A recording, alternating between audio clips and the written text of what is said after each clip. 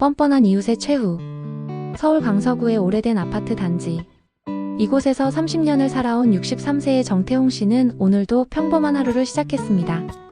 회사에서 정년퇴직한 지 3년째, 이제는 아침 산책과 동네 카페에서의 소소한 만남이 일상의 전부였습니다. 하지만 그의 마음 한구석에는 30년 동안 사라지지 않은 깊은 상처가 자리 잡고 있었습니다. 바로 맞은편 동에 사는 김상철 씨 때문이었습니다. 같은 나이인 김상철은 겉으로는 정중하고 친절한 이웃이었습니다. 엘리베이터에서 마주치면 안녕하세요 라며 정중하게 인사하고 주민회의에서도 모범적인 모습을 보였죠. 하지만 정태홍만은 그의 진짜 얼굴을 알고 있었습니다. 여보, 또 그 생각하는 거야? 아내 순이가 걱정스럽게 물었습니다. 정태홍은 베란다에서 맞은편을 바라보며 주먹을 꽉 쥐고 있었습니다. 30년이 지나도 볼 때마다 화가 나. 그의 목소리에는 깊은 분노가 섞여 있었습니다. 김상철 가족은 여전히 잘 살고 있었습니다. 아들은 대기업에 다니고 딸은 의사가 되었습니다. 명절이면 비싼 외제차들이 그들 집 앞에 줄을 섰고 가족들의 웃음소리가 복도까지 들려왔습니다. 반면 정태홍 가족은 평생 빠듯하게 살아야 했습니다. 그 모든 것의 시작은 30년 전으로 거슬러 올라갑니다. 정태홍이 33살, 김상철이 같은 나이였던 그때, 김상철의 교묘한 수법으로 정태홍 가족의 소중한 땅을 빼앗긴 그 일 말입니다. 시간이 흘러도 그 기억은 생생했습니다. 마치 어제 일처럼 선명하게 남아있었습니다. 1993년 정태홍의 아버지 정봉수 어르신은 경기도 고양시에 300평 규모의 땅을 소유하고 있었습니다. 당시로서는 상당한 재산이었죠. 태홍아, 이 땅은 나중에 네가 물려받을 거야. 잘 지켜야 한다. 아버지의 당부였습니다. 그런데 IMF 외환위기가 닥쳤습니다. 정태홍이 다니던 중소기업이 부도가 나면서 가족은 경제적 위기에 빠졌습니다. 아버지, 땅을 팔아야 할 것 같습니다. 정태홍이 괴로운 마음으로 말했을 때 아버지의 오랜 친구였던 김상철이 나타났습니다. 봉수 형님, 제가 도와드릴게요. 김상철은 마치 구세주처럼 손을 내밀었습니다. 급하게 돈이 필요하시면 제가 그 땅을 사겠습니다. 시세보다는 좀 낮지만 현금으로 바로 드릴게요. 당시 시세가 평당 200만원이었는데 김상철은 평당 80만원을 제시했습니다. 상철아, 너무 싸게 주면 안 되지. 정봉수 어르신이 망설였지만 김상철은 교묘하게 설득했습니다. 형님, 요즘 같은 시기에 현금으로 사겠다는 사람이 어디 있어요? 나중에 경기 좋아지면 형님께 다시 팔겠습니다. 친구의 말을 믿었던 정봉수 어르신은 결국 넘어갔습니다.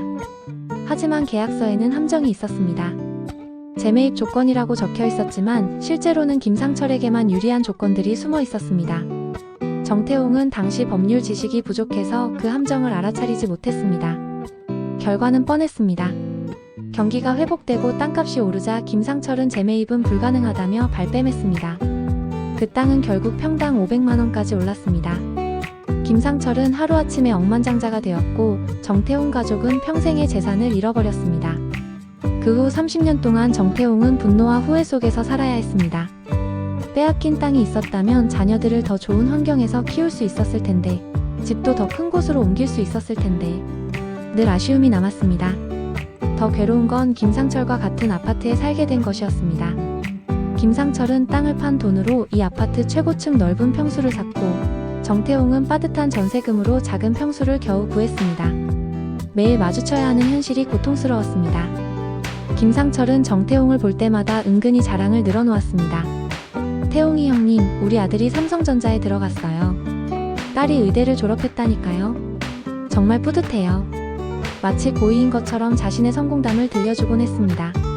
정태홍의 아내 순이도 괴로워했습니다. 여보, 그냥 이사가면 안 될까요? 하지만 경제적 여유가 없어서 쉽지 않았습니다. 조금만 더 참자. 언젠가는 기회가 올 거야. 정태홍은 이를 악물며 버텼습니다. 아이들도 눈치를 챘습니다. 아빠, 왜 김아저씨만 보면 표정이 안 좋아져? 고등학생 아들이 물었습니다. 정태홍은 대답할 수 없었습니다. 아이들에게까지 이 분노를 물려주고 싶지 않았거든요. 그러던 어느 날 김상철이 또다시 자랑을 늘어놓았습니다. 태홍이 형님, 제가 고양시에 건물을 하나 더 샀어요. 임대료만으로도 한 달에 1,000만원은 나올 것 같아요. 그 순간 정태홍은 깨달았습니다.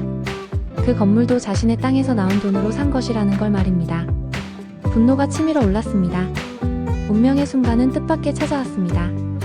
정태웅의 아버지가 돌아가신 후 유품을 정리하던 중 낡은 서류 상자에서 놀라운 문서를 발견한 것입니다. 1993년 당시 토지 매매 계약서와 함께 아버지가 따로 보관해둔 녹음 테이프가 나왔습니다. 이게 뭐지? 정태웅이 오래된 카세트 플레이어에 테이프를 넣고 재생해보니 아버지와 김상철의 대화가 녹음되어 있었습니다. 상철아, 정말로 나중에 다시 팔겠다는 거지? 형님, 물론이죠. 제가 언제 거짓말했습니까? 그런데 그 다음에 나온 대화가 충격적이었습니다. 아버지가 자리를 비운 사이 김상철이 누군가와 통화하는 내용이었습니다. 계약서는 내가 유리하게 작성했어. 재매입 조건? 그건 그냥 형식적인 거야. 법적으로는 아무 효력이 없거든. 정태웅은 온몸이 떨렸습니다.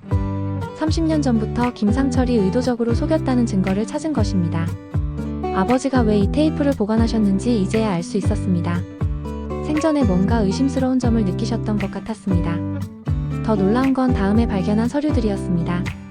당시 토지 거래에 참여했던 공인중 개사의 메모가 있었는데 거기에는 김상철이 계약서 조건을 임의로 수정했음, 정봉수 씨에게는 알리지 않았음이라고 적혀 있었습니다.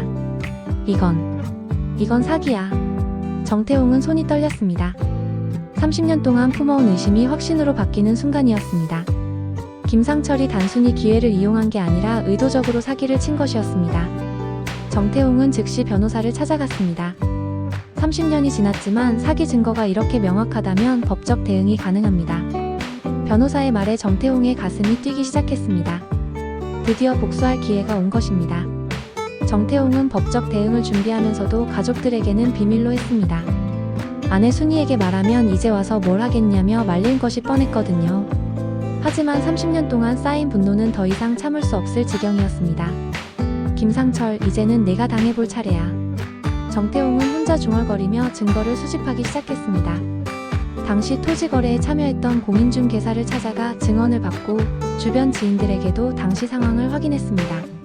가장 결정적인 증거는 김상철이 다른 사람에게도 같은 수법을 썼다는 사실이었습니다. 당시 같은 동네에 살던 박 씨도 비슷한 피해를 당했는데 김상철의 달콤한 제안에 속아 땅을 헐값에 팔았다가 나중에 후회했다는 것입니다. 정말 그 사람이 그랬어요? 박 씨의 증언을 들은 정태웅은 확신을 얻었습니다. 네, 저도 당했거든요. 하지만 그때는 어쩔 수 없이 넘어갔죠. 정태웅 씨가 용기를 내셔서 정말 다행이에요. 변호사도 승소 가능성이 높다고 판단했습니다. 사기와 계약서 위조의 증거가 이렇게 명확하면 충분히 이길 수 있습니다. 다만 30년이 지난 일이라 배상액은 당시 가격 기준으로 계산될 가능성이 높습니다. 드디어 가족들에게 알릴 때가 왔습니다. 여보, 무슨 일이야? 순이가 놀라며 물었습니다. 30년 전 그 일에 대해 법적 대응을 하기로 했어. 정태웅의 말에 가족들은 당황했습니다. 아빠, 이제 와서? 아들도 반대했습니다. 하지만 정태웅의 의지는 확고했습니다. 나는 30년 동안 억울하게 살았어. 이제라도 진실을 밝혀야 해. 가족들은 결국 그의 뜻을 따르기로 했습니다. 정의를 위한 싸움이 시작된 것입니다. 2023년 가을 서울중앙지방법원에서 역사적인 재판이 시작되었습니다. 피고석에 앉은 김상철은 여전히 당당한 표정이었습니다. 30년 전 일을 왜 지금 와서 문제 삼는 거요? 말도 안 되는 일이에요. 그는 끝까지 발뺌하려는 듯 했습니다. 하지만 정태웅 측에서 첫 번째 증거인 녹음 테이프를 제출하자 분위기가 바뀌었습니다. 법정에 김상철의 목소리가 울려 퍼졌습니다. 계약서는 내가 유리하게 작성했어. 재매입 조건? 그건 그냥 형식적인 거야. 김상철의 얼굴이 창백해졌습니다. 그건 농담으로 한 말이에요. 하지만 판사는 냉정했습니다. 피고는 당시 농담이었다고 주장하지만 실제로 재매입을 거부한 사실이 있지 않습니까? 이어서 공인중 개사의 메모와 증언이 공개되었습니다. 김상철 씨가 계약서 내용을 임의로 수정하면서 정봉수 씨에게는 알리지 않았습니다. 분명히 사기 행위였어요. 증인의 증언에 법정이 술렁거렸습니다. 가장 결정적인 순간은 같은 피해를 당한 박 씨의 증언이었습니다. 김상철 씨가 저에게도 같은 수법을 썼습니다. 나중에 다시 팔겠다고 약속하고는 나중에 발뺌했어요.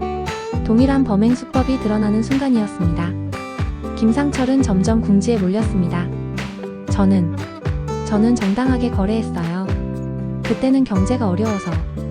하지만 변명은 통하지 않았습니다. 30년 동안 숨겨진 진실이 마침내 법정에서 밝혀지고 있었습니다. 방청석에 앉은 정태웅의 가슴이 뛰었습니다. 30년 동안 억눌렀던 분노가 마침내 터져나오는 순간이었습니다. 정의는 늦었지만 반드시 승리할 것 같았습니다.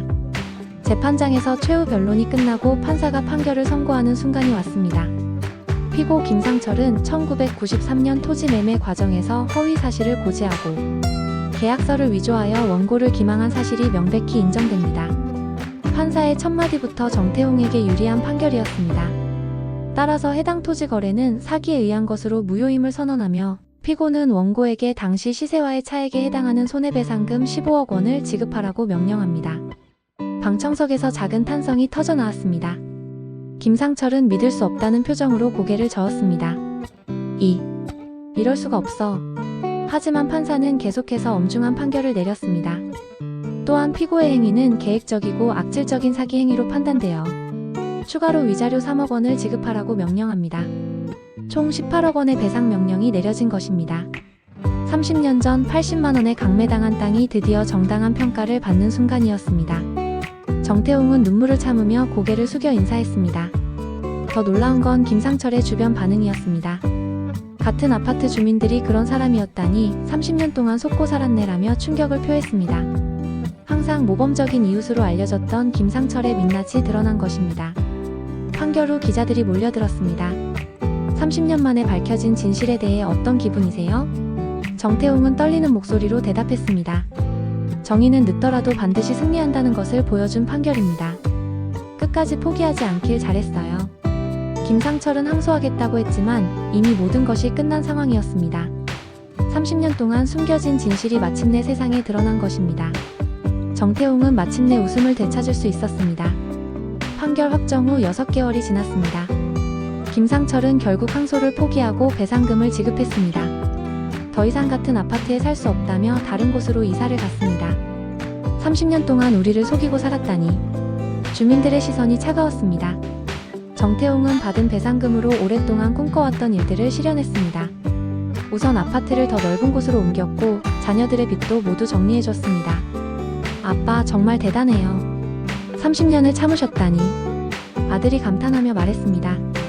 가장 의미 있었던 건 아버지 묘소를 이장한 것이었습니다. 아버지 이제 마음 놓으세요. 억울함을 풀었어요. 정태웅은 아버지 앞에서 30년 만에 진심으로 웃을 수 있었습니다. 아버지가 남긴 증거 덕분에 정의를 실현할 수 있었던 것입니다. 이 사건은 언론을 통해 널리 알려졌습니다. 30년 묵은 진실, 끝내 승리한 끈기의 힘이라는 제목으로 여러 매체에서 보도되었습니다. 비슷한 피해를 당한 많은 사람들에게 희망과 용기를 주었습니다. 정태웅은 TV 인터뷰에서 이렇게 말했습니다. 30년 동안 분노 속에서 살았지만 포기하지 않길 잘했습니다. 아무리 세월이 흘러도 진실은 언젠가 드러나게 되어 있어요. 억울한 일을 당하신 분들도 끝까지 포기하지 마세요. 이제 정태웅은 진정한 평안을 찾았습니다. 매일 아침 산책을 하면서 참아온 세월이 헛되지 않았다며 뿌듯해합니다. 30년 묵은 한이 마침내 풀리고 정의가 승리한 것입니다. 그의 이야기는 많은 사람들에게 끝까지 포기하지 말라는 강력한 메시지를 전하고 있습니다.